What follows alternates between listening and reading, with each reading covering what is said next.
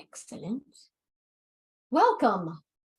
We are happy to have Chelsea Thompson from A Better Balance. Just by way of history, we've been working with A Better Balance for probably 10 to 12 years. I don't know if you knew that, Chelsea.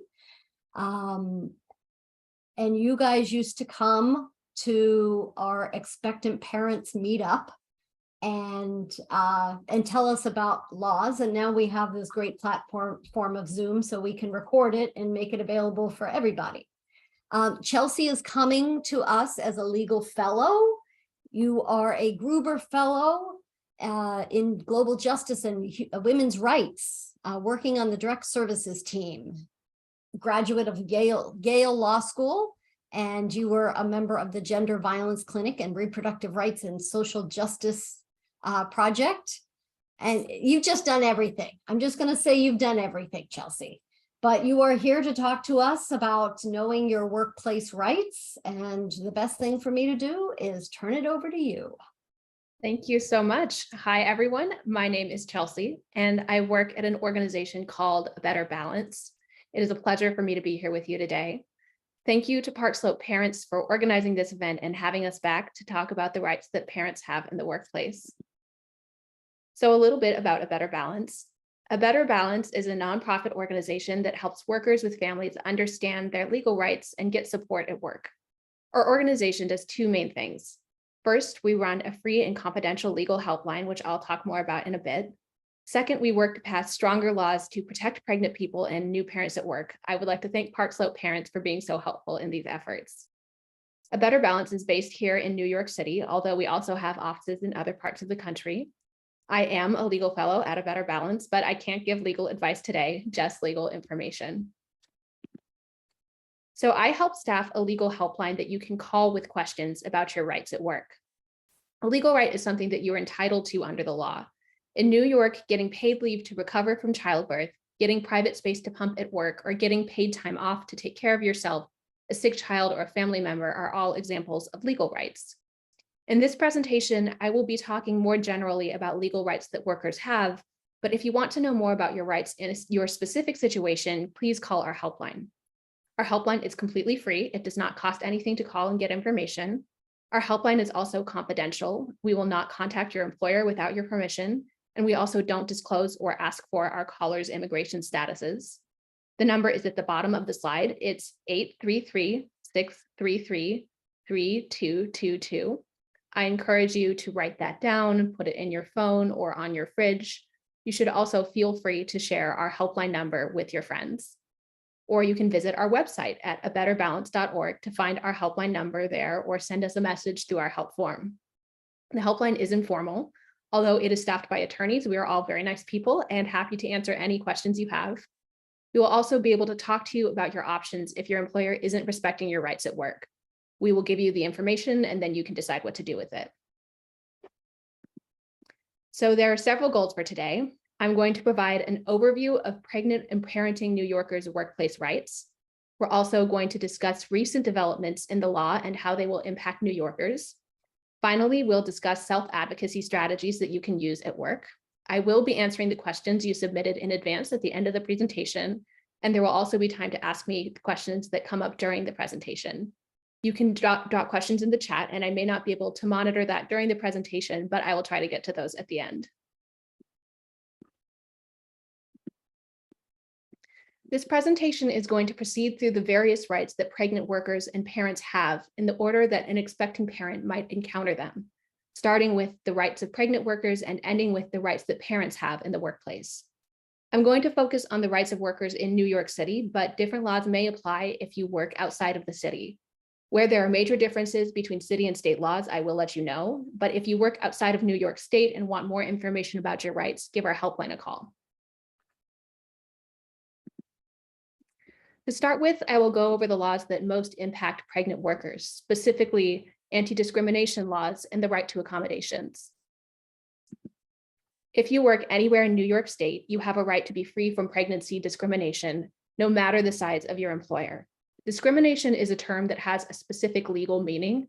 It means that you are being treated differently or unfairly because you are pregnant. Examples of pregnancy discrimination include firing or cutting a worker's hours because they're pregnant. It is not generally illegal to fire pregnant workers, but firing a worker because they are pregnant is a violation of the law.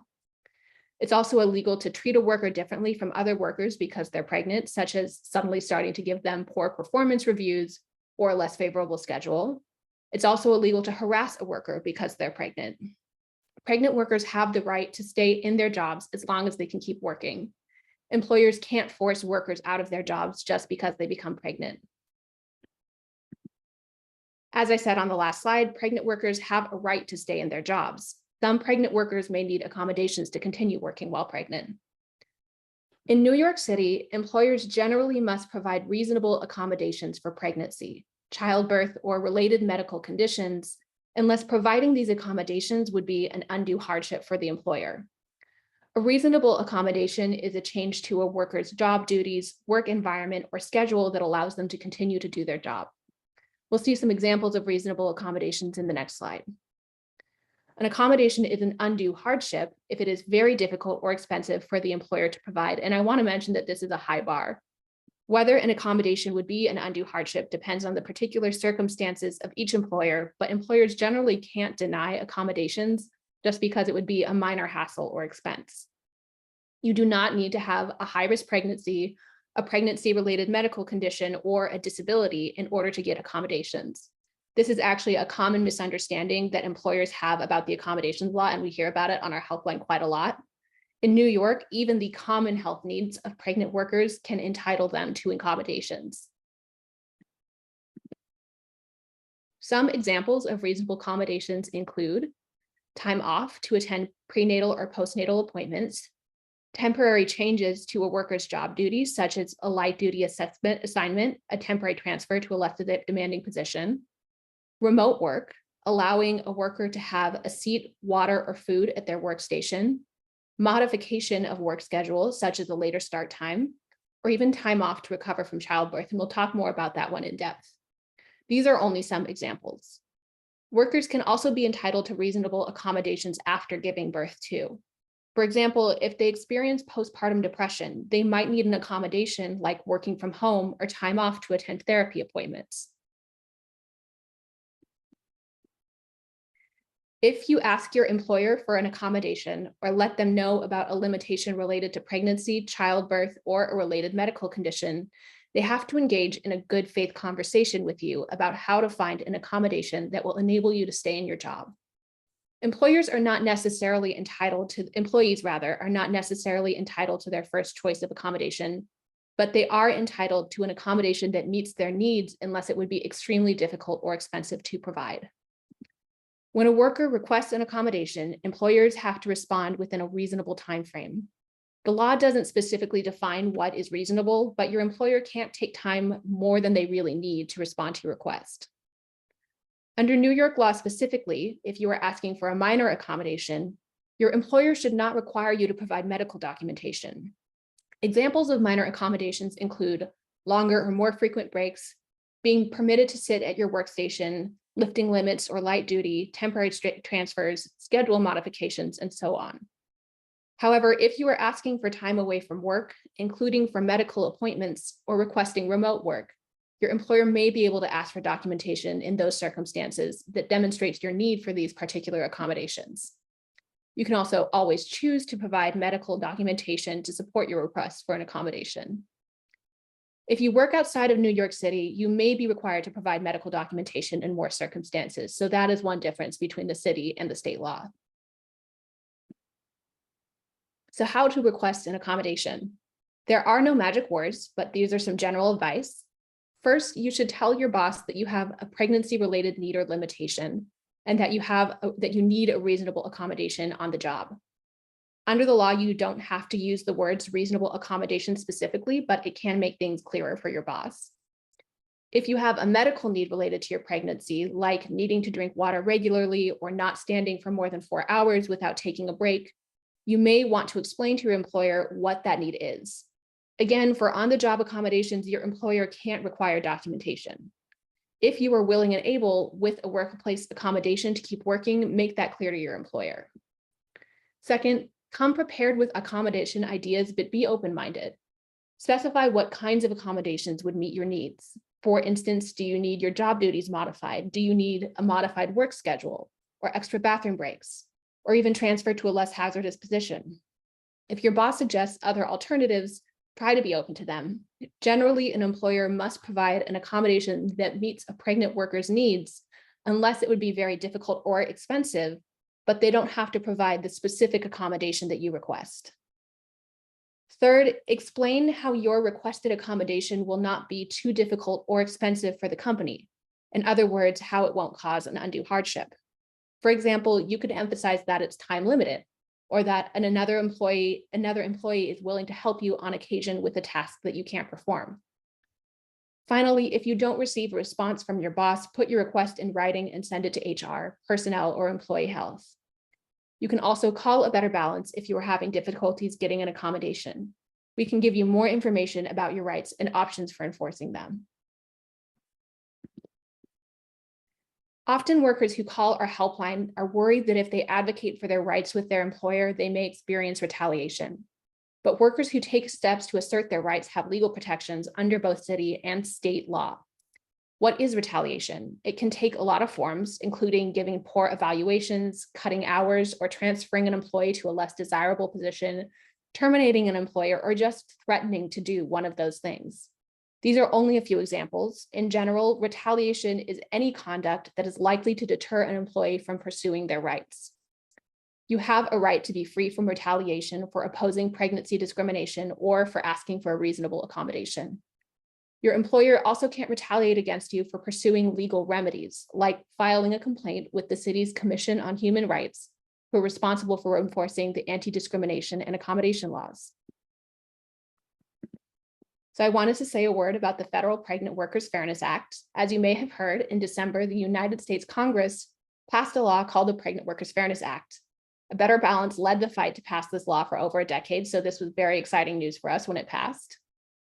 The Pregnant Workers Fairness Act creates a federal right to accommodations for pregnant workers around the country, as long as their employer has 15 or more employees. The law will go into effect in June of this year. How will this law make a difference in the lives of New Yorkers? While it's very good news for pregnant workers around the country, the New York City and state laws are already very protective and apply to employees with fewer than 15 workers. So not much will change here for most employees, although many federal workers will now receive protections that they don't have under city or state law. The news around a federal law might also make employers more conscious of their legal obligations to pregnant workers. Now I would like to talk about the ways that pregnant workers can get leave from work during pregnancy and leading up to birth. We have already talked about how time off for doctor's appointments and other pregnancy-related needs can be a reasonable accommodation. However, one important source of usually paid time off while you are pregnant or caring for a loved one who is pregnant are the sick time laws. Covered workers in New York City and New York State can earn job-protected and usually paid time off. If you work for an employer with 4 or fewer employees, you can earn up to 40 hours of sick time per year. For most small employers, this will be unpaid. But for employers with net income above $1 million, they may have to provide paid sick time.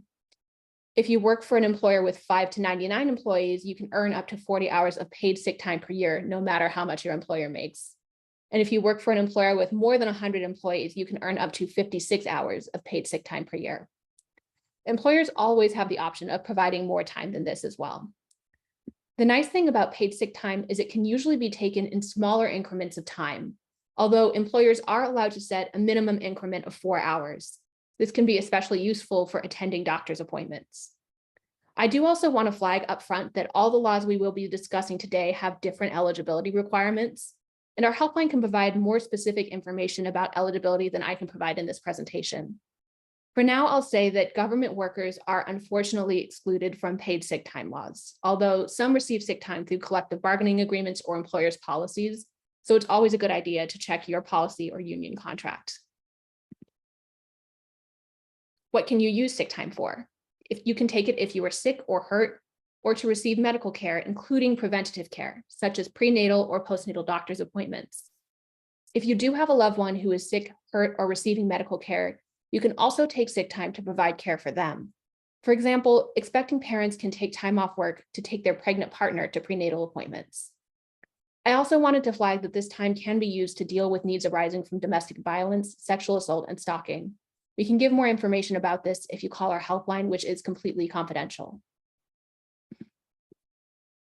There are 3 other laws that can provide time off or leave during pregnancy while physically recovering or mentally recovering from childbirth. Some of these laws provide job protection, meaning your employer generally must hold your job for you, but do not provide pay. Others provide pay, but no job protection. We'll talk more about this and you can call the helpline to help understand how to combine these laws to get both pay and job protection in your specific situation. The first law I will talk about is the Family and Medical Leave Act, or FMLA. This provides job protected leave to eligible employees. However, leave under the FMLA is unpaid. The New York State and New York City pregnancy accommodations laws that we already talked about can also be a source of job protected leave, as long as it does not create an undue hardship for the employer. Finally, New York Temporary Disability Insurance, or TDI, can provide some wage replacement for time taken off due to pregnancy or recovery from childbirth, but it doesn't provide job protection. TDI can be combined with other laws that do provide job protected time off. The FMLA is a federal law that provides up to 12 weeks of unpaid but job protected time off per year. You may be eligible for FMLA leave if you're experiencing a, quote, serious health condition, end quote, which can include incapacity due to pregnancy, recovery from childbirth, or recovery from miscarriage. If your family member is experiencing a serious health condition related to one of these things, you can take leave to care for them as well. One note is that the FMLA actually does not apply to unmarried partners. FMLA leave can also be taken to receive regular prenatal care, even if you or your family member is not incapacitated. FMLA leave can also be taken for some other purposes that we will talk about in a bit, but one rule to remember with FMLA leave is that workers generally must be returned to their prior job or an equivalent position. The FMLA has restrictive eligibility requirements, which excludes employees of small employers, many part-time employees, and employees who have not yet worked for their employer for 12 months. Call the helpline to learn more about specific eligibility requirements. As I mentioned when I talked about these laws before, the New York City and state pregnancy accommodations laws may also entitle workers to leave during pregnancy or to recover from childbirth, even if they aren't eligible for leave under another law such as the FMLA. Under these laws, a worker has a right to unpaid leave of absence as an accommodation if pregnancy, childbirth, or a related medical condition makes them unable to work. They may also be able to take leave as an accommodation if it is needed to prevent a pregnancy complication from arising. Employers only have to grant leave as an accommodation if it would not be an undue hardship, meaning it would not be very difficult or expensive for the employer to provide a leave of absence. Employers can also seek to find accommodations other than leave that meet the worker's needs. They do not have to grant leave if there is another way to accommodate the worker that would be less expensive or difficult to the employer. Workers must be restored to the same or similar job after they return from a leave of absence that they received as a reasonable accommodation. As I mentioned before, retaliation for seeking or using pregnancy accommodations is illegal. Finally, temporary disability insurance, or TDI, is a way to receive some wages while out on leave for pregnancy or childbirth-related reasons. While on TDI, eligible workers can receive up to 50% of their average weekly pay, up to a cap of about $170 per week after a 1-week waiting period. For example, if you are considered disabled for 6 weeks, you'll generally receive 5 weeks of benefits. Many employers do offer more generous disability benefits, but this is the maximum amount that the law requires. TDI is not an independent source of job protection. It's simply a way to get partial wages while out on leave and doesn't entitle a worker to job reinstatement. However, if you are out on unpaid job protected leave under the FMLA or as a pregnancy accommodation, you can receive the benefit of the job protection under those laws and also receive some pay under TDI. If a worker is unable to work due to an off-the-job illness or injury, including pregnancy-related disabilities, they can take TDI. Workers are also presumptively eligible for TDI for the final 4 weeks of pregnancy, as well as 6 to 8 weeks after childbirth. I'll just repeat that again. Workers are presumptively eligible for TDI for the final 4 weeks of pregnancy, as well as 6 to 8 weeks after childbirth. I'll talk more about post-childbirth leave later in the presentation. Most workers employed by private companies are covered, although government workers are not covered. And TDI applies regardless of citizenship or immigration status, or whether you're a full-time or part-time worker. Workers can take up to 26 weeks of TDI, but only for as long as they are quote unquote unable to work. Also, the number of weeks of TDI that they can receive may impact the number of weeks of paid family leave that they can receive, which we will talk about in a minute. Returning to our roadmap, let's now discuss rights to time off after giving birth. There are 2 kinds of leave you can take after the birth of a child. One is time off to recover from childbirth, and the other is time to bond with a baby. These 2 things, recovery and bonding, are not generally separate in practice, but the law does treat them that way. Let's start with leave to recover from childbirth.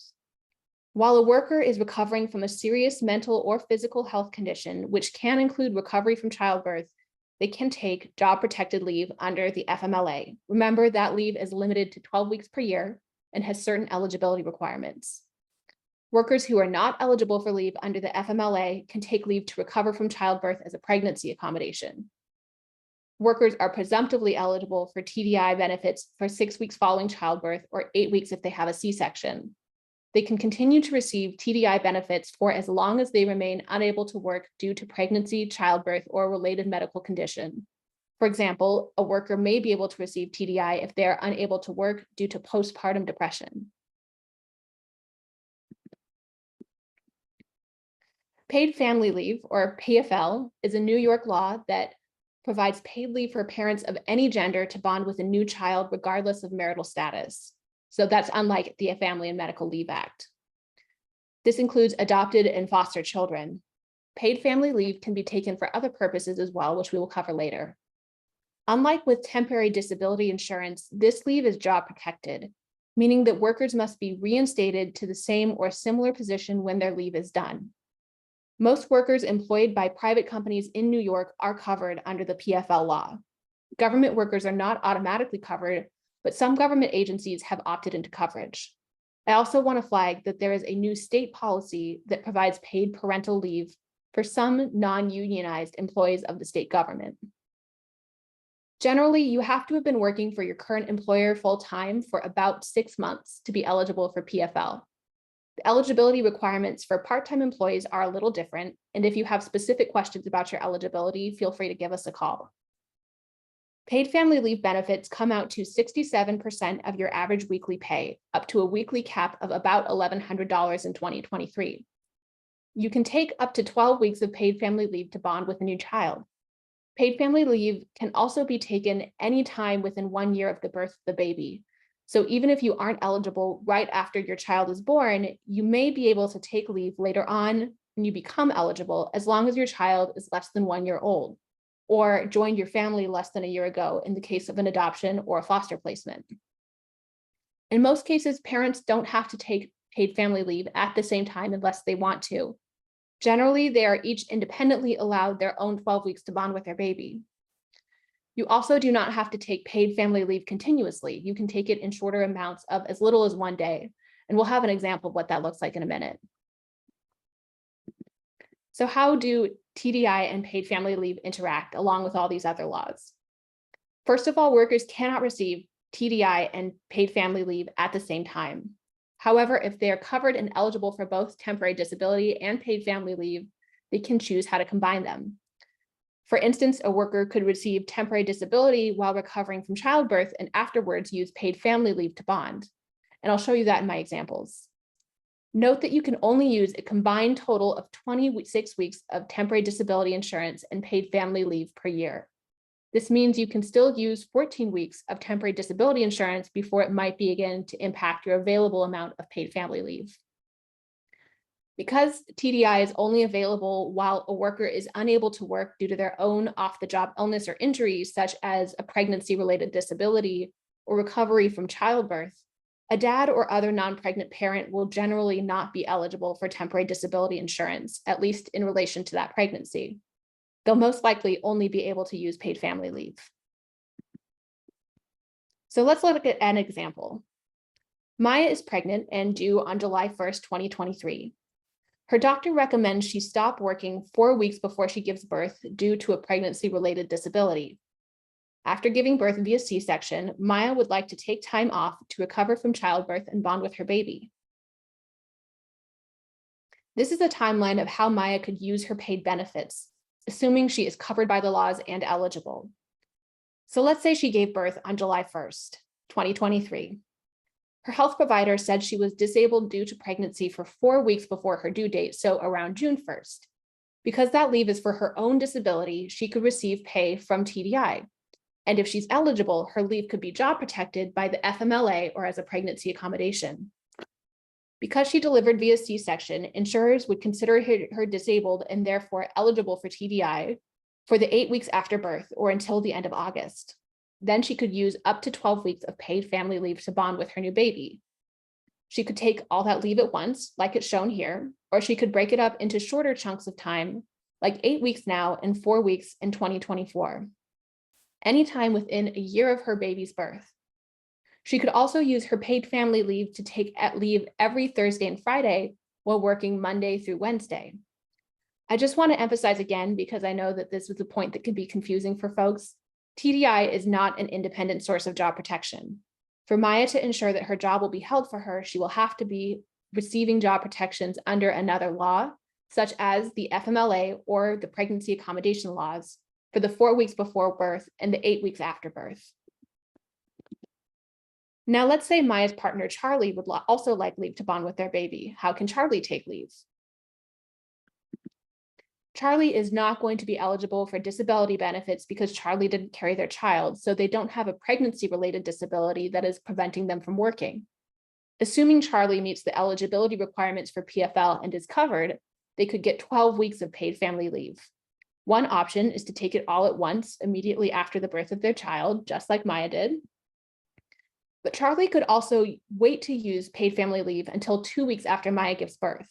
Then Charlie could use a few weeks of paid family leave, go back to work, and take paid family leave again in September and October. Charlie could even take paid family leave a couple of days a week, like taking off every Friday in November and December. Like Maya, Charlie can use paid family leave anytime within 1 year of their child's birth. So what if your employer has their own policy? Paid family leave establishes a bare minimum of what covered employers have to provide. An employer can always create its own parental leave policy as long as it meets or exceeds the law's minimum requirements. For example, if an employer offers 12 weeks of parental leave at 100% pay, that is more than what paid family leave requires, since paid family leave is only paid out for 12 weeks at 67% pay. So in such a circumstance, an employer can simply require that their own parental leave, which provides more than what the law requires, runs at the same time as paid family leave. Or if an employer's own policy provides 6 weeks of parental leave at 100% pay, that's fine, but it's 6 weeks less than the 12 weeks paid family leave requires. So the employer is also going to need to provide the employee with the remaining 6 weeks of paid family leave at 67% pay, again, up to that $1,100 cap. So you've used your leave and you're ready to return to work. What are your rights now? If you've taken leave under one of the laws that guarantees job protection, that's the Family and Medical Leave Act, paid family leave, or the Pregnancy Accommodations laws, your employer must return you to the same or a similar position. Your employer may not retaliate against you for taking leave to give birth or to bond with your child. Not only is this specifically illegal under all of these laws, it's also potentially a form of pregnancy discrimination. Passing you over for a promotion that you are qualified for, cutting your hours, or giving you a significantly different schedule, or even terminating you shortly after you return from leave could all be illegal retaliation. So let's talk a little bit about pumping rights. All workers in New York State have the right to adequate break time to express breast milk. What does adequate time mean? According to the state, breaks of at least 20 minutes, and those breaks should happen at least every 3 hours. Some lactating parents may require more frequent or longer breaks. This break time does not have to be paid in most cases. All workers have also a right to a private space to express breast milk. This lactation space cannot be a bathroom. Workers in New York City specifically who work for an employer with 4 or more employees generally have the right to a designated lactation space. This space doesn't have to be used solely for lactation, but it can't be used for anything else while it is actively in use as a lactation space. Employers have to notify other employees that that space is in use as a lactation space. The space must be free from intrusion, which generally means it should have a lock. Just giving you a sign to put up is not adequate in most cases. It should also have an electrical outlet, a surface to place a pump, a chair, and a nearby refrigerator to store milk, and nearby access to running water. An employer with 4 or more employees must provide this kind of space unless the employer can show that it would be very difficult or expensive to do so, or that it would be an undue hardship. Even then, the employer must engage in a cooperative dialogue with the employee to identify a space or another accommodation that will meet their lactation needs. So a law recently passed that will go into effect in June of 2023. This will update statewide lactation laws, expanding many of the protections workers in New York City have to all workers in the state. This means those specific lactation room requirements that I talked about on the last slide will be statewide now. The law will cover employers of all sizes as well, closing the gap that currently exists in the city's coverage for employers with fewer than 4 employees. However, employers will still be able to claim an undue hardship exception if it would be very difficult or expensive to provide a designated lactation space. You may have also heard about the passage of the Federal Pump Act. While this law expanded lactation rights to a lot of employees in the United States, it will not result in many changes for New York employees, as state and city law goes further than the Pump Act. I wanted to note 3 great resources for breastfeeding workers. The first is a Better Balances guide for New York workers on how to talk to your boss about your lactation needs. It explains when to approach your boss and what to say, in addition to information about workers' rights under the law.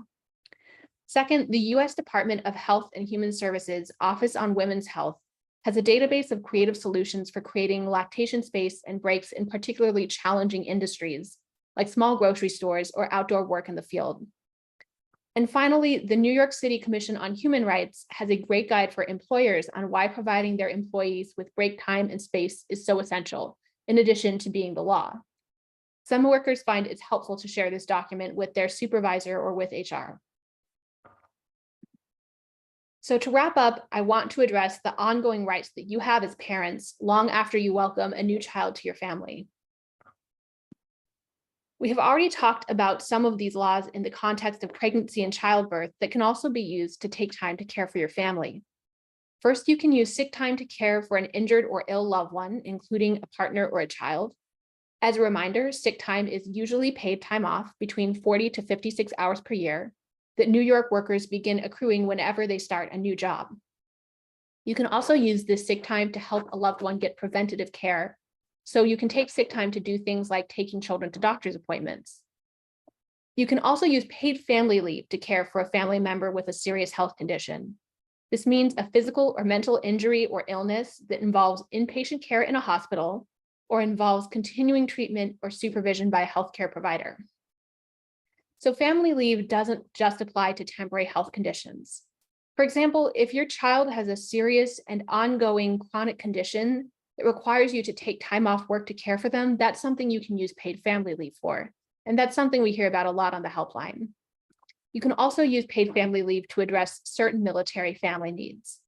Remember, once you are eligible, you can take up to 12 weeks of paid family leave per year, and you can take it in increments of as small as 1 day. So that's especially handy when you're talking about providing care for a child who has a serious health condition. You can use paid family leave to take days off as you need in order to provide care for that child. In New York City, it is illegal for an employer with 4 or more employees to discriminate against workers because they provide ongoing care to a child under the age of 18 or to a person with a disability who either lives in the caregiver's home or is related to the caregiver. Caregiver discrimination happens when an employer treats you differently, such as by offering less scheduling flexibility than other workers get, or choosing not to promote you because you have family responsibilities. For example, it's unlawful for a company to refuse to promote you because you're a single dad and they're worried you won't be able to handle the workload. It's also unlawful to involuntarily cut your hours because you just had a child and they assume you won't be able to be as committed to your work. Workers in New York State outside of New York City don't have the same breadth of protections, but it's still unlawful to discriminate against them because they have a child under the age of 18. So I want to emphasize that these laws don't require an employer to provide affirmative accommodations to a caregiver, like changes to their schedule to accommodate their childcare needs. They only prohibit employers from discriminating against someone because they're a caregiver or have a child. If an employer is providing accommodations for a coworker, though, say for education-related needs, but not to a caregiver, that could be a form of caregiver discrimination. Thank you all for bearing with me. I know we have just covered a lot of information. That's all I have to say about the substance of the laws, but I wanted to briefly go over some general tips for advocating for yourself and your rights at work. First, you should do your homework, which coming to this presentation certainly is. But before having a conversation with your boss about your rights, it's a good idea to review your employer's policies, or if you belong to a union, the collective bargaining agreement, which may go beyond your rights under the law. You may also want to consult with human resources. Second, come prepared with a plan. We already talked about this in the context of pregnancy accommodations, but the same goes for requesting pregnancy, caregiving, or bonding leave as well. Reassure your boss that you are committed to your job and plan to return to work after the baby arrives. Highlight that you're an earner for your family and your household depends on your paycheck. And then come armed with a plan to help your boss prepare for your absence and cover your workload while you're gone. Take notes. Listen carefully and take detailed notes after your conversation, especially about anything that sounded strange or wrong to you. Keep a copy of these personal notes. One tip we give on our helpline is to email them from your personal email to your personal email so that they are timestamped. You should avoid using company email or software for these notes since they are not private and belong to the company. It can also be helpful to sum up what was discussed at the meeting in an email to your employer. Consult your union if you belong to one. Speak with your union representative if you think your rights have been violated. Your union representative should be able to guide you through the union grievance process. It is important to remember that even if you go through the grievance process with your union, the deadlines for filing a complaint with an agency or in court still apply to you. Consider elevating the issue. If your supervisor is unhelpful or your supervisor is the one violating your rights, consider raising the issue with human resources, the company's corporate office, or someone higher up at the company. Finally, talk to a lawyer. You can always call our helpline if you have general or specific questions about your rights, or even if something just feels off. If you think you need representation or think you might want to file a complaint, we can talk to you about your options. So again, please reach out to A Better Balance if you have questions about anything I've discussed today in the presentation or about your specific situation at work. You can call our free and confidential helpline. The number is on the screen again, or you can also go to abetterbalance.org/gethelp to submit a complaint through our web form. You can also learn about your rights on our website. And finally, you can join our mailing list or follow us on Twitter to learn more about our policy advocacy work. So I would like to turn now to the questions that were pre-submitted before the presentation. So I'll go ahead and answer those and answer any questions that participants have or have put in the chat during the presentation. So the first person asked, what kind of recourse do I have if something bad happens? That really depends on what has happened. Each of the laws we've talked about today has a different enforcement mechanism. So depending on the law, you might be able to file a complaint with a federal agency like the Equal Employment Opportunity Commission, or a local agency like the New York City Commission on Human Rights. And there's also certain laws that let you file a lawsuit, but not all of them. My best advice here is to call us. We can talk to you about your specific situation and the different options that are available to you. I also want to mention again that every law we have talked about today includes retaliation protections, which make it illegal to take negative employment actions against you for pursuing your rights. So the second question I got was, can employers run leave time concurrently? And I'll take a little bit of time with this because I know that this is a question that a lot of people have. So if you're talking about leave that's provided under the law, running concurrently with leave that your employer provides under their own policies, yes, employers can run that leave concurrently. Employers are not required to give you any more time than the law provides. If you would like to stack employer-provided leave with legally protected leave, that is actually up to your employer. However, if you're talking about different types of legally protected leave running concurrently with each other, the law allows employers to do this in some cases, but not others. The situation that is probably most relevant to parents is when employers want to run your 12 weeks of federal FMLA leave concurrently with your 12 weeks of paid family leave.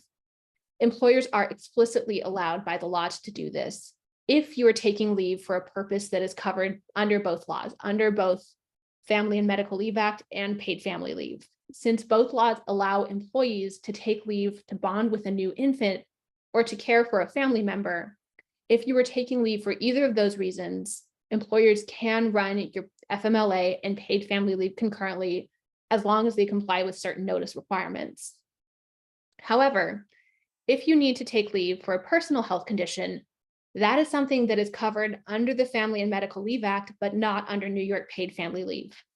So there are some circumstances where you can first take Family and Medical Leave Act leave, probably unpaid, to recover from a serious health condition, and then take paid family leave to bond with a new child.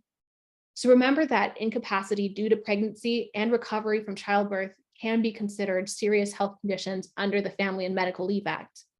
Eligibility and order of leave can be really important here, so call us if this is something you would like to learn more about or something that you're considering doing. So the third question that I got are, what are my lactation rights if I work from home? You still have a right to break time even if you work from home. Again, this break time does not have to be paid, but you must be able to take breaks as often as you need them to pump or directly feed your child. The general guidance from the state is that breaks should be at least 20 minutes long and happen every 3 hours, but employers may have to provide more breaks or longer breaks if you specifically need them. So the fourth question I got, and this is another more involved one, are all pregnant women in New York State eligible for disability for 4 weeks before the due date, or only if you have a complication? So this is what the state's website says. The state's website states explicitly that if you are pregnant, you are eligible for disability benefits for 4 weeks before your due date and 6 weeks after giving birth, or 8 weeks if you deliver by C-section. You still need a note stating that you are unable to work due to pregnancy from your doctor, but the Workers' Compensation Board takes the stance that you do not need to have a specific medical condition.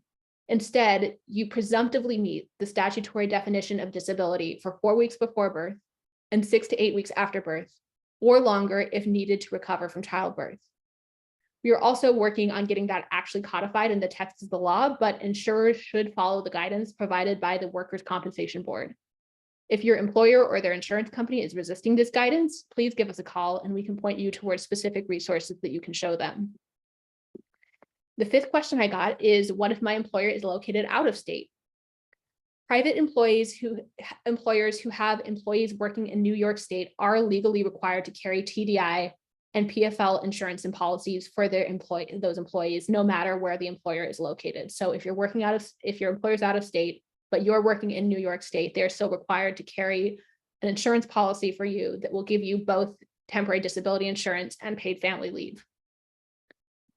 And the last question that was pre-submitted, unless Susan has any more for me, are what are my rights and responsibilities if I quit after taking parental leave? So the law does not prevent you from quitting your job during or shortly after your parental leave, although you do have to be employed to receive benefits under paid family leave. This questioner did ask specifically if you owe the company health insurance premiums if you resign shortly after ending your parental leave. Employees are entitled to the continuation of health benefits both during federal Family and Medical Act leave and New York paid family leave as if they had continued working, although they must also continue to make their regular employee contributions. Under Family and Medical Leave Act leave, if you quit or leave less than 30 days after you return from leave, you may be required to repay your employer's portion of the premiums. So if you return to work after taking FMLA leave, and then decide to leave work less than 30 days after that, your employer may be able to ask you to repay your portion of health insurance premiums. The New York paid family leave law doesn't have a similar provision, but most people are probably taking FMLA leave at the same time they're taking PFL leave, and the federal rule will apply in that situation. If your employer provides parental leave benefits beyond those required by the state, for example, they provide 100% paid parental leave as opposed to the 67% paid parental leave that the state requires, those may also have to be reimbursed if you quit. So definitely consult your employer's policies about those additional benefits that you're offered as well.